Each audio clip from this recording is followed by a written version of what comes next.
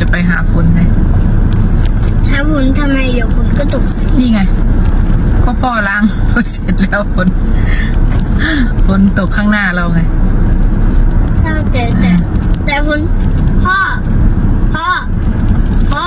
ครับแต่ฝนตกก็ล้างรถได้อยู่นะตกแล้วไงใช่เห็นไหมแรงด้วยนะนี่ตกแล้วฝนตกใส่กระจกรถอ่ะ